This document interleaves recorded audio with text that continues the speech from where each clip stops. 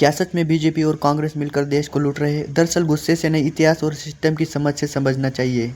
सबसे पहले बात करते हैं कांग्रेस की। कांग्रेस ने दशकों तक देश चलाया और देश को लोकतंत्र दिया, यह सच है। लेकिन उसी दौर में 2G घोटाला, CWG जैसे मामले सामने आए। कोयला घोटाला भी।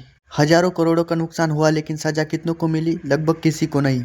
देश बना, संविधान बना, लोकतंत्र भी खड़ा हुआ, लेकिन उसी के साथ भ्रष्टाचार और सत्ता का नशा भी मजबूत होता गया। फिर 2014 आया, लोगों ने बदलाव के लिए वोट दिए, भारतीय जनता पार्टी सत्ता में आई, नारा था भ्रष्टाचार खत्म और नया भारत। लेकिन हुआ क्या? बड़े बड़े उद्योगपतियों के कर्जे माफ हुए, चुनावी चंदा गोपनीय हो गया, आरोप लगते हैं लेकिन आरोपी गिरफ्तार नहीं होते। सत्ता बदली है लेकिन सत्ता और पैसों का रिश्ता नहीं बदला।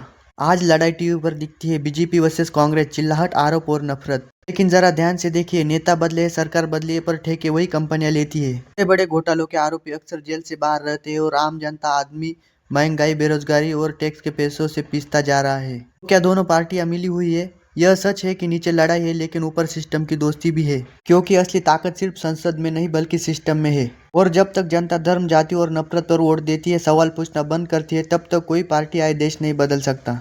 गलती उस जनता की भी है जो चुनाव के बाद सो जाती है और सवाल पूछने की बजाय नेता की पूजा करने लगती है। देश को ना बीजेपी ने बिगाड़ा है, ना कांग्रेस ने बिगाड़ा है। सच्चाई ये है कि देश को जनता ने ही बिगाड़ा है। जिस दिन जनता ने भावनाओं पर नहीं, काम पर वोट देना शुरू किया, उसी दिन हर पार्टी लाइन में आ जाएगी। टीवी पर बीजेपी और कांग्रेस दुश्मन दिखते हैं, लेकिन एक दूसरे को चोर भी कहते हैं, लेकिन असली खेल कैमरे के पीछे होता है।